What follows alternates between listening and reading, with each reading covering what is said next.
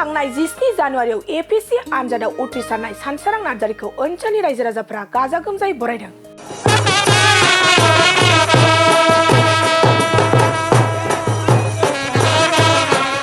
चिरां जिल्लानि सिङाव थानाय रुनिकाटा ओनसोलनि थागिबि रुंसारि धीरेन्द्र नार्जारी आरो धरणी नार्जारीनि उन्दैसिन फिसाज्ला सानसोरां नार्जारीया आसामनि मादाव बयनिख्रुइबो गोरासिन एपिएससि आनजादाव उथ्रिसारनानै बयनिबो गोसोआव रंजानाय आरो थुलुंगाखांनाय लाबोनो हादों। मख'नो गोनांदि सानसोरां नार्जारीयानो रुनिकाटा बेंटल सान्तिपुर आरो दागगारि ओनसोलनि बयनिख्रुइबो गिबिसिन एपिएससि आनजादाव उथ्रिसारनाय सासे सुबुं। बिनिखायनो ओनसोलनि रायजो राजाफ्रा बर'नि ट्रेडिशनेल आर'नाइ आरो आखायाव माननि बिबार गथायनानै गोजोननायजों बरायनानै रंजानायखौ नुनो मोननाय जादों। लोगोसे सानसोरां नार्जारीया गोजोननायजों खौरांगिरिफोरनि मोगामोगियाव ओरैबायदि फोरमायो, आंखौ दा एसिस्टेन्ट एकाउन्ट अफिसार महरै सायख'बाय। बेनिखायनो बे बिबानखौ आङो मोजाङैनो मावफुंलांनो नाजानोसै होननानै खौरांगिरिफोरनि सिगाङाव बुङो। खौरांगिरिफोरनि सिगाङाव मा मा बाथ्रा बुंखो आबुङै मिथिना लानानै फै। गामिनि रायजो राजाफ्रा बा ओनसोलनि माखासे दैदेनगिरिफोर बा रायजो राजाफ्रा नोंखौ एकदम बिराद समायना रमायनायै बरायदों।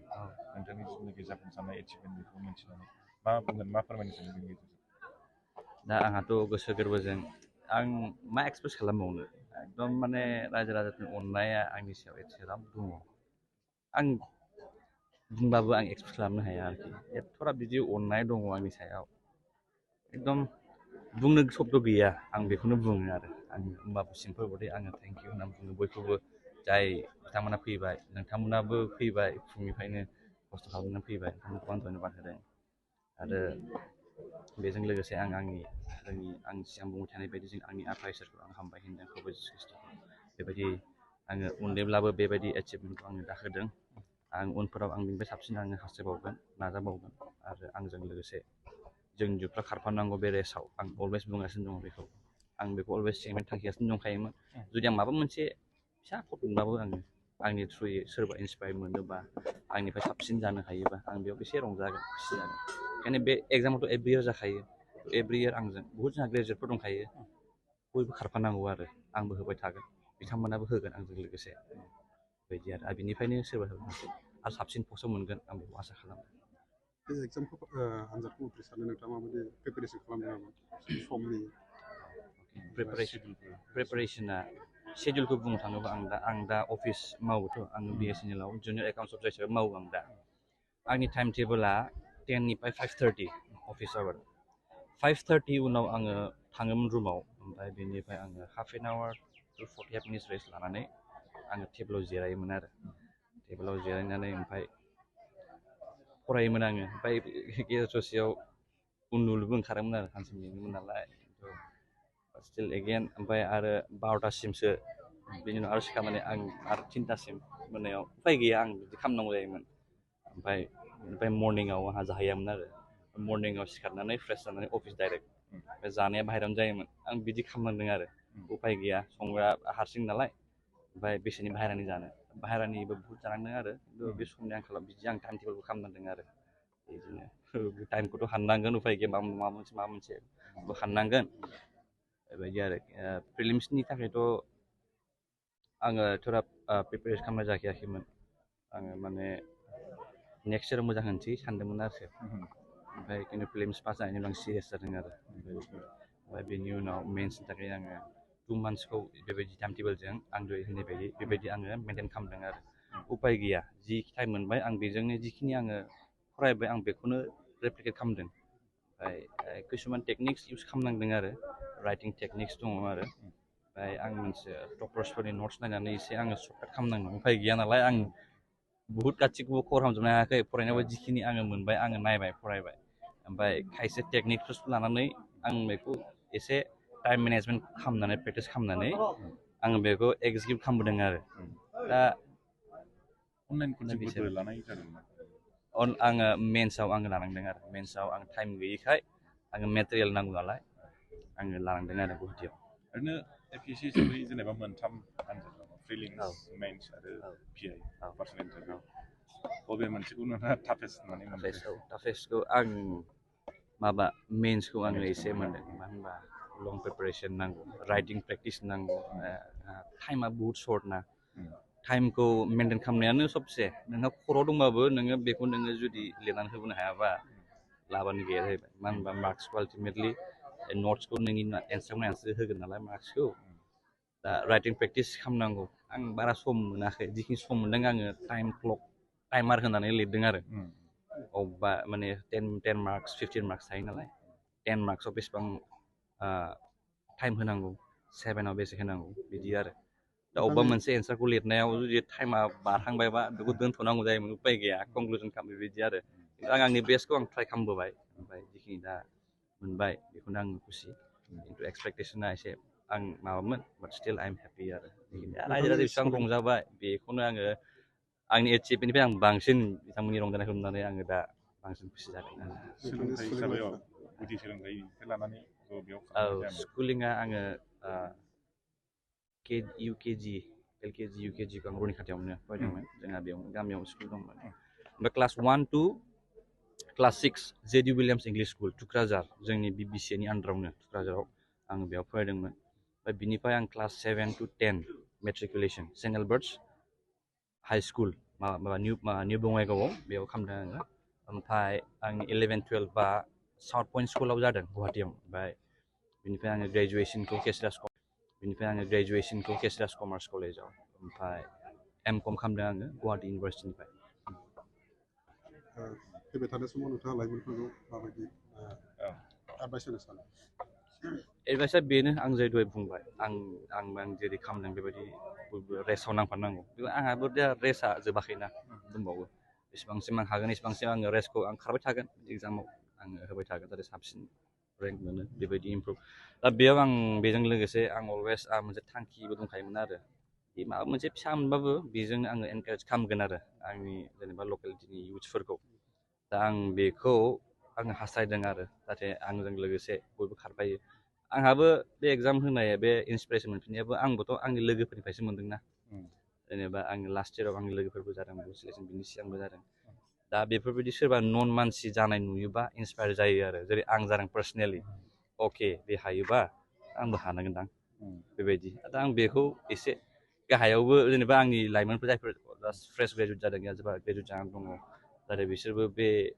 मेसेजखौ मोनो आं बेखौनो हास्थायदों आरो मानोना बेयावथ' मोनगोन गेरेन्टिथ' गैखाया कम्पिटिसना हाई बाट रेसाव जों मानो थाबनानै थानोना रेसाव नांबाय थानांगोन आरो सानसेथ' माबा मोनसे जाहैगोन प्रिपारेसन स्ट्रेटेजिसफोरनि बेलायाव जेनेबा नोंथाङा माबायदि स्ट्रेटेजि खालामामोन प्रिपारेसन स्ट्रेटेजिखौथ' आं जेरै सानो आंथ' सानो बयनि थाखाय एखे जाया स्ट्रेटेजिया आंनि साननायसो आरो आं मिथिया बयनिफ्राय ओरैनोथ' लेखाखौथ' स्टेटिक दा बुहुत लेखाखौथ' मोनखायो दा बेखौ बयबो फरायखायो आल्टिमेटलि एक्जिकिउट खालामनायासो मेन ओमफ्राय बयहाबो टेकनिक थायो खायसेना खनसे फरायबानो गोसोआव थायो बेथ' मोजाङानो खिन्थु खायसे जेनेबा खायसे खनसे फरायबा थाया खिन्थु बेयाव रिपिटेटिभ रिडिं खालामो जेनेबा आंबो मोनसे बुस्थुखौनो आङो बार फरायबाय थायोमोन नायबाय थायोमोन एखे फरायखांबाबो बेखौ नायो माने आङो बबेबा मोनसे साबजेक्टखौ फरायखांबाबो आं बेखौ खनथामसो आङो रिभाइस खालामफिनोमोन आरो बयहाबो एखे जाया बेबायदि खिन्थु आं आंनिखौ बुंबाय आरो आं बेबायदि खालामदोंमोन ओमफ्राय खिन्थु खायसेयाथ' नायबानो कम्पज थायो जाहैबाय बयहाबो केपासिटिया बेलेग थायो दा केपेबिलिटिया सेम थाया नालाय नाजानायजों आन्डारस्टेन्डिं दिनै नोंथाङा सिभिल सार्भेन्ट हिसाबै सासे एचिभ खालामनो हागोन साक्सेस जानो हागोन सिभिलनि डेभेलपनि थाखाय उननि समाव माबायदि खामानि मावनो होननानै सिभिलनि खेथ्रआवथ' आं दा सिस्टेमाव हाबबासो मोनसिगोन माबायदि बेयाव बिसोरनि खामानिफोरा ओरैनोथ' दा आं जे एकाउन्ट्स सार्भिसाव आं दा एपइन्ट जादों दा बेयाव आं जेसेबां हायो आंनि थ्रुयै जिखिनि खामानि जालांगोन आं बेखौ मावलांगोन आंनि बेस्टै आं मावलांगोन बिनि अनगायैबो जिखिनि आङो जोंनि समाजाव एसे जुदि माबाफोर मदद होनो हायोबा एसे जिखुनु खेथ्रआव जुदि होनो हायोबा आं अलवेज आङो रेडि आङो एसे एनैबाबो जिखिनि आं हायो आं बेखौ आङो आंनिफ्राय आं बेस्टखौ होगोन नोंथाङा दिनै साक्सेस जाबाय बिनि आन्दोआव सोर दङ होननानै सानो नोंथाङा सोरनि सापर्टआव बेबायदि सापर्टआथ' आंजों जाय मानसिफोर दं गासिबो सापर्ट दा आं बिसोरनि नङाबा आं जास्ट मिन्स आं सानो आरो जेनेबा आंनि थ्रुयै सोरबा मानसि एक्टिभ जिखुनुआनो जा बेथ' नङा सोरबाफोर गिदिर पजिसन थाबाबो बे हारसिं जानो हाया मानसिफोरनि बेबायदि हेल्प नङाबा आरो दा बेयाव आङो स्टार्टिंआवथ' आङो एस ए बिलिभार आंथ' आंनि बासायगिरि प्रभु जिसु ख्रिस्ट'खौनो हामबाय होननानै फार्स्टआव बे नङाब्ला आं जेबो नङा आरो दिनैना हामबाय होनदों आंनि फादार आंनि लेट बिफा धीरेन्द्र नार्जारि बेहा बहुद माने गोसो दंमोन आरो गोसो दंमोन जिखिनि आङो एसे इन्सपायार मोनदों बे बाबानि थाखायनो आङो माबादों आरो दिनै आंजों बे समाव गैया बिफाया खिन्थु आं सानो गोजौ आलो गोजोन रायजोनिफ्राय बिफाया आंखौ नुनानै दा एसेबाबो जेनेबा एसे खुसि जादों होननानै आं आसा खालामो औ ओमफ्राय जोंनि आइ दङ आइ गैयामोनबा माने मा होनो बेकबन आइयाथ' जेनेबा बे आइ गैयामोनबा आरो मा होनबावनो जोंनि जानाय लोंनाय गासिखौबो आइयानो नायजोबोमोन बाबाया बाहेरायाव थाङोबा आइयानो आइ ओमफ्राय गिर्जानि मण्डलिफोर दं बेप्टिसमेन्ट जोंनि बुका बेप्टिस मण्डलिखौबो आं जोबनो होनबा होदों बिथांमोननि प्रेयार्सआव आं जेलानो आंनि नांगौफोरखौ आं बिथांमोननो गथायहरो बिथांमोननो आङो सापर्ट होयोमोन प्रेयारनि थ्रुयै सापर्ट खालायोमोन जोंनि BBC दङ आरो जिखिनि जोंनि लकेलनि मानसिफोर दङ बहुद आंखौ इन्सपायार खालामदों जेनेबा खालामनांगौ बेबायदि फरायनांगौ होननानै बेबायदि उत्साहखौ होदों बेफोरबायदि आरो ओमफ्राय बेनोसै नोंथाङा दा माबायाव डिपार्टमेन्टआव नोंथांखौ सायख'नाय बे आं दा बुंदों बे आसाम एकाउन्ट सार्भिसाव आरोना एसिस्टेन्ट एकाउन्ट्स अफिसाराव दा बेखौ आङो बेयाव पजिसनाव दङ आरो बेयाव सायख'नाय जादों बुंनो थाङोब्ला नैबे जोंनि साहा ओनसोल बे हाइवेनि साहा ओनसोलावहाय बा भुटान बर्डार एरियानि हिसाबै नोंथाङानो फार्स्ट बेनि गेजेरजों मा बुंनो सानो नोंथाङा बेखौथ' आं आइडियाबो गैयामोन खिन्थु दाख्लैसो मोनथिदों आरो आङो ओमफ्राय सानबाय आरो आङो ओमफ्राय जुदि बिदिबालाय आंथ' जोबोद खुसि आरो जेनेबा दे जुदि आं जाजेननो हादोंबा आंनिफ्राय साबसिन बहुद मानसि जानो हागोन बहुद केपाबिलिटि दङ आङो नुखायोना आंनि लोगोफ्रानो बहुद केपेबल दङ खिन्थु इन्सपिरेसन एसेबाबो नांगोन माबा नांगोन दा आं सानो बे आंनि बे फिसा एचिभमेन्टनि थ्रुयै बयबो जुदि एसे जुदि इन्सपायार मोननानै जुदि नाङोबा अभियासलि गाबोन समफोरनो मेरला ओंखारगोन आं सानदों आरो दा बे जानांगौबो आंबोथ' नांबाय थाखागोन आंजों लोगोसे मानसिफोरखौबो आङो थुलुंगा जेनेबा बेबायदि बे रेसाव नांफानो थाखाय आं खावलायबाय जागोनबो आंथ' आसा दंखायो बहुद केपेबल दं जोंनि साइडजों मानो गैया खिन्थु बेबायदि इन्सपिरेसन नांगौ आरो इन्सपिरेसनफोरखौ नांगौ ओमफ्राय गाइडेन्स नांगौ जोंहा बहुद दरखार आरो गाइडेन्स नांगौ एजुकेसनाव बहुद नांगौ जानानै गोबां माखासे जेनेबा स्टुडेन्टफोर इयुथफोरा बुङो कि बेबायदि कम्पिटिटिभ एग्जामफोराव एटेम्प खालामनो थाखाय जोंहा उन्दै समावनो फाउन्डेसना मोजां जौगाखै मायाखै बेफोरबायदि बुङो आरो जों कम्पिट खालामनो हानाय नङा मोननाय नङा बेयाव मा बुंगोन नोंथाङा बेयाव फाउन्डेसनाथ' आंहाबो एथ' मोजां नंखाया आरो बहुद दङ जोंहा सार लास्टआवबो सेलेक्ट जादोंमोन ना 3rd डिभिजन मेट्रिकआव पास जानाय बिथाङाबोथ' सरन नार्जारि सारा बेफोरखौ इन्सपिरेसन लानांगौ आरो जोङो आरो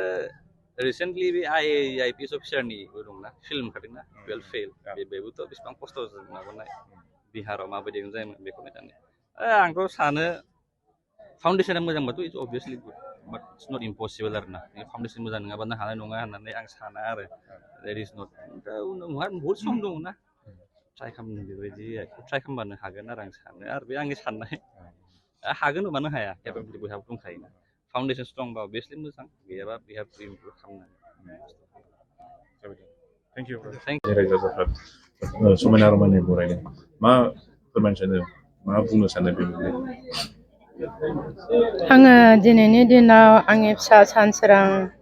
बेबादि उथ्रिसार जानो हानायनि थाखाय आङो बुंस' हायि फोरमायस' हायि रंजानाय दङ गोजोननाय दङ बेबायदिनो आंजों लोगोसे आंनि न'खर आरो जोंनि जेसेबां ख्रिस्ट' सिबियारि मण्डलिनि गिदिर उन्दै साफ्रोमबो आंनि फिसा सानस्रांखौ बेबायदि अननायजों बरायनानै लाबाय दिनै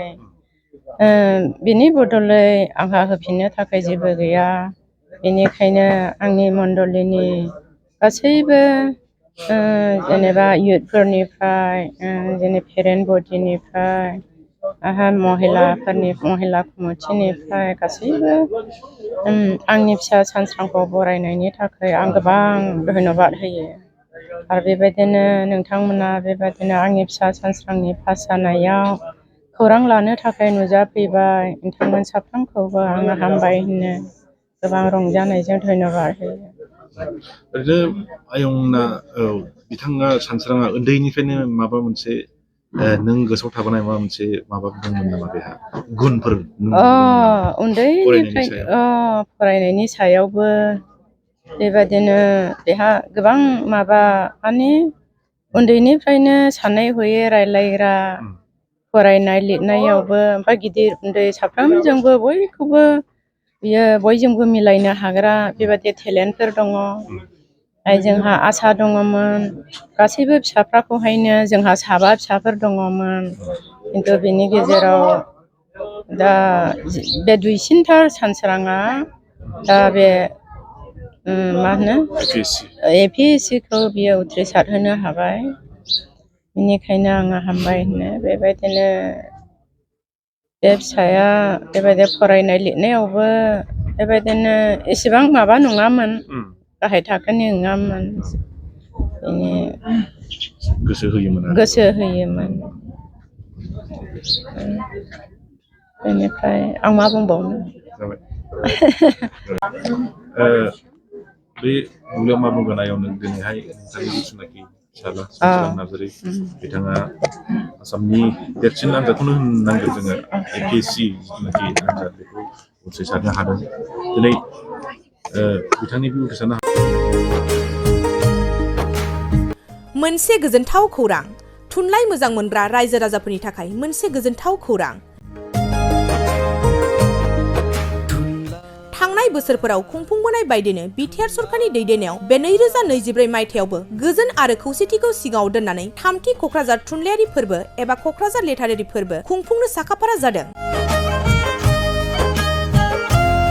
2024 मायथाइनि जानुवारि दाननि 27, 28 आरो 29 जानुवारिसिम सानथामनि मेहेरगोनां हाबाफारिजों गोजोननि नोगोर क'क्राझारनि बड'फा कालचारेल कमप्लेक्सआव 3थि क'क्राझार थुनलाइयारि फोरबोखौ खुंफुंनो साखाफारा जादों।